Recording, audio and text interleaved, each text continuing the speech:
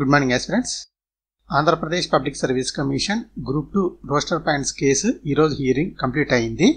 Group 2 case సాధ్యమైనంత త్వరగా judgement రావాలి అంటే అందుకు కావాల్సిన అత్యంత ముఖ్యమైన ఘట్టం రెస్పాండెంట్స్ తరఫున నుంచి ఆర్గ్యుమెంట్స్ కంప్లీట్ అవ్వాలి. ఇప్పటికే పిటిషనర్స్ తరఫున ఆర్గ్యుమెంట్స్ కంప్లీట్ అయ్యాయి. ఇంప్లీడ్ పిటిషనర్స్ తరఫున కూడా ఆర్గ్యుమెంట్స్ కంప్లీట్ అయ్యాయి. ఈరోజు జరిగిన అతి ముఖ్యమైన కీలకమైన పాయింట్ ఏంటి అంటే రెస్పాండెంట్స్ తరఫున కూడా ఈరోజు గ్రూప్ 2 కేసుకు సంబంధించి ఆర్గ్యుమెంట్స్ కంప్లీట్ అయ్యాయి. ఈరోజు ఏపీపీఎస్సీ తరఫున అండ్ జీఏడి తరఫున గౌరవ ఏజీ గారే అటెండ్ కావడం జరిగింది. అటెండ్ అయి తన ఆర్గ్యుమెంట్స్ని జడ్జి గారి ముందు ప్రజెంట్ చేయడం జరిగింది. ఈరోజు ఆర్గ్యుమెంట్స్ కంప్లీట్ అయ్యాయి. That is most important. Group 2 case న్యాయ వివాదాల నుండి బయటపడి జడ్జిమెంట్ రావాలంటే రెస్పాండెంట్స్ లీగల్ వర్షన్ చాలా క్రూషియల్. అది ఈరోజు కంప్లీట్ అయింది. ఇప్పుడు జరుగుతున్న పరిణామాలను బట్టి చూస్తే మ్యాక్సిమం 2 లేదా 3 వాయిదాల్లోనే ఈ గ్రూప్ 2 కేసు కంక్లూడ్ కావడానికి అవకాశం ఉంది. దాని తర్వాత జడ్జిమెంట్ రావడానికి అవకాశం ఉంది. పిటిషనర్స్ తరఫున ఆర్గ్యుమెంట్స్, ఇంప్లీడ్ పిటిషనర్స్ తరఫున ఆర్గ్యుమెంట్స్ అండ్ రెస్పాండెంట్స్ తరఫున ఆర్గ్యుమెంట్స్ కూడా కంప్లీట్ అయ్యాయి. ప్రైమరీ స్టేజ్లో ఈ ఆర్గ్యుమెంట్స్ అన్ని కంప్లీట్ కావడం జరిగింది. జడ్జి గారు ఈరోజు రెస్పాండెంట్స్ తరఫున ఆర్గ్యుమెంట్స్ కంప్లీట్ అయిన తర్వాత వెంటనే రేపటికి వాయిదా వేద్దామని భావించారు. రేపటికి వేద్దామని అనుకున్నారు. కానీ ప్రైమరీ లెవెల్లో ఆర్గ్యుమెంట్స్ అన్ని కంప్లీట్ అయిపోవడంతో జడ్జి గారు ఏం చెప్పారంటే తర్వాత వెంటనే ఒక సింగిల్ డే కేటాయించుకొని కేసును క్లోజ్ చేద్దామా మొత్తం ఆర్గ్యుమెంట్స్ కంప్లీట్ చేసి అనే పాయింట్ని చెప్పడం జరిగింది. దీనికి పిటిషనర్స్ తరఫున అడ్వకేట్ కూడా వీరారెడ్డి సార్ కూడా ఓకే మిలాడ్ అని చెప్పడంతో జడ్జి గారు గ్రూప్ 2 కేసుని నెక్స్ట్ సెప్టెంబర్ 9th డేట్కి వాయిదా వేయడం జరిగింది.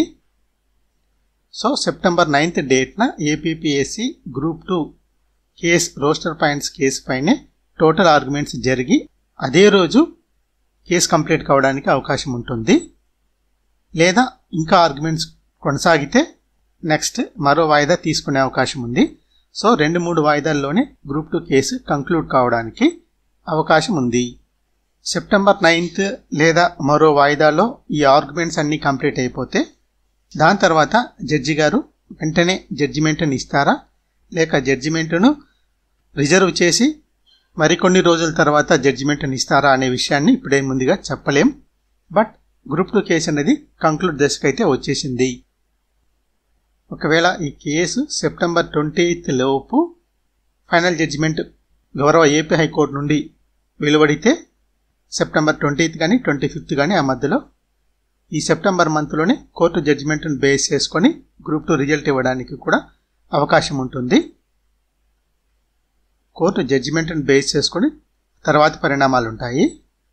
గ్రూప్ 2 నోటిఫికేషన్లో రోస్టర్ మిస్టేక్స్ జరిగాయా లేదా అనే విషయం పైన కోర్టు నుండి జడ్జిమెంట్ రూపంలో ఒక క్లారిటీ వచ్చిందంటే ఆ తర్వాత గ్రూప్ 1 కానీ డిప్యూటీ ఎడ్యుకేషన్ ఆఫీసర్స్, ఎఫ్ఆర్ఓ మొదలైన నోటిఫికేషన్స్కి సంబంధించిన కేసెస్ కూడా త్వరగా కంప్లీట్ కావడానికి అవకాశం ఉంటుంది. సో ఓవరాల్గా ఆల్ నోటిఫికేషన్స్ కంప్లీట్ చేయడానికి వేగంగా స్టెప్స్ తీసుకోవడానికి ఏపీపీఎస్సీకి అవకాశం లభిస్తుంది. ఇక ఈరోజు గౌరవ ఏజీ గారు చెప్పిన ముఖ్యమైన లీగల్ పాయింట్స్ని మనం ఒకసారి చూస్తే state subordinate service rules 2022A 2020B and GO number 77 group 2 notification జారీ చేయడంలో ఫాలో కావడం జరిగింది. ఆల్ గవర్నమెంట్ డిపార్ట్మెంట్స్ ఏపీపీఎస్సీ కూడా జీవో నెంబర్ 77 ఎక్కడ వైలేట్ చేయలేదు అనే పాయింట్ని చెప్తూ ఉమెన్ కేటగిరీకి సంబంధించి 33 వేకెన్సీస్ని ఇండికేట్ చేయడం జరిగింది. ఓన్లీ ఇండికేషన్ మాత్రమే అనే పాయింట్ని చెప్పడం జరిగింది. ఇది ఉమెన్ కేటగిరీకి సంబంధించి ప్రత్యేకంగా రిజర్వ్ చేసినట్టు కాదు అనే పాయింట్ని జడ్జి గారి ముందు క్లియర్గా ఎక్స్ప్లెయిన్ చేయడానికి ట్రై చేశారు. అదేవిధంగా ఆంధ్రప్రదేశ్ పబ్లిక్ సర్వీస్ కమిషన్ తమ కౌంటర్లో కూడా ఇదే పాయింట్ను క్లియర్గా చెప్పడం జరిగింది. ఇనాడిక్వసీ ఓన్లీ ఇండికేషన్ మాత్రమే అని చెప్పడం జరిగింది.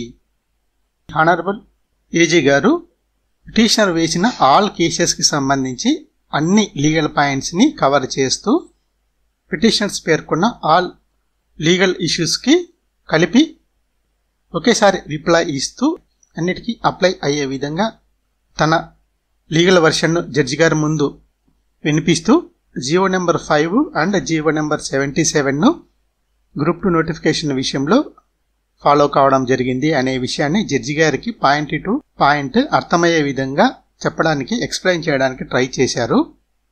జీవో నెంబర్ 5ను కూడా ఫాలో కావడం జరిగింది. గ్రూప్ 2 ఎగ్జామినేషన్కి సంబంధించి స్క్రీనింగ్ టెస్ట్ నుండి మెయిన్స్ ఎగ్జామినేషన్కి క్వాలిఫైయింగ్ మార్క్స్ని ఫిక్స్ చేయడానికి ఏపీపీఎస్సీకి అధికారం ఉంది. ఇది ఏపీపీఎస్సీ యొక్క డిస్క్రిషనరీ పవరు.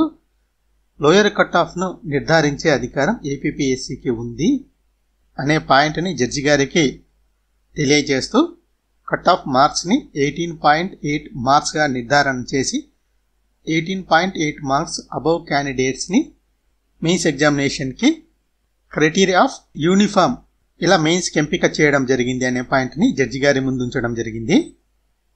అంటే ఇక్కడ ఏంటంటే దీన్ని ఎలా అర్థం చేసుకోవాలంటే, ఫర్ ఎగ్జాంపుల్ బీసీబీ కేటగిరీ ఉందనుకోండి, బీసీబీ కేటగిరీకి 10% ఆఫ్ రిజర్వేషన్ ఉంటుందన్నమాట.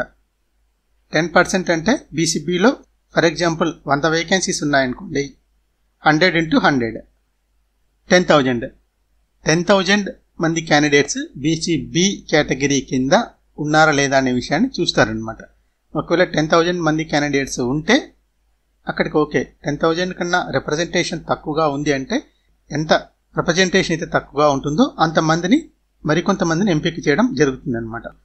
ఫర్ ఎగ్జాంపుల్ 9,000 మెంబర్స్ ఎంపికయ్యారనుకోండి, మరో 1000 మందిని ఈ కేటగిరీలోకి ఎంపిక చేయడం జరుగుతుందన్నమాట. 18.8 మార్క్స్ కన్నా అబవ్ వచ్చిన క్యాండిడేట్స్ని మెయిన్స్ ఎగ్జామినేషన్కి ఎంపిక చేయడం జరిగిందని ఈ యొక్క క్రైటీరియా చూస్తే అర్థమవుతుంది. సో కట్ ఆఫ్ మార్క్స్ని ఫిక్స్ చేయడం అనేది ఏపీపీఎస్సీ యొక్క డిస్క్రిషనరీ అనే పాయింట్ జడ్జి గారికి అర్థమయ్యే విధంగా తన లీగల్ వర్షన్ని ఎక్స్ప్లెయిన్ చేయడం జరిగింది. So GO number 5 and GO number 77 మేము ఫాలో కావడం జరిగింది. ఎక్కడా లీగల్గా ఎక్కడా వైలేషన్ చేయలేదు అనేది రెస్పాండెంట్స్ తరఫున ఆర్గ్యుమెంట్స్ అనమాట. ఆర్గ్యుమెంట్స్ యొక్క సారాంశం ఇది. నెక్స్ట్ సెప్టెంబర్ 9న ఫుల్ డేని only group 2 APPSC group 2 roster points case పైనే 1-to-1 ఆర్గ్యుమెంట్స్ జరిగే అవకాశం ఉంది. సో సెప్టెంబర్ 9న గ్రూప్ 2 కేసు కంక్లూడ్ స్టేజ్కి రావచ్చు, లేదా ఆర్గ్యుమెంట్స్ మిగిలితే మరొక వాయిదాను తీసుకోవచ్చు. దాంతో గ్రూప్ 2 కేసుకు సంబంధించి ఆర్గ్యుమెంట్స్ కంప్లీట్ అయ్యే అవకాశం ఉంది. సో సెప్టెంబర్ 9th ఆర్గ్యుమెంట్స్ ఇటు పిటిషనర్స్కి అటు రెస్పాండెంట్స్కి ఇద్దరికి ఇంపార్టెంటే, బోత్ పార్టీస్కి ఇంపార్టెంటే. ఎవరు తమ లీగల్ వర్షన్ కరెక్ట్గా ఉందనేది ఎస్టాబ్లిష్ చేయగలిగితే జడ్జిమెంట్ ఆ విధంగా రావడానికి అవకాశం ఉంటుంది. Wait for September 9th arguments. Thank you for watching this video.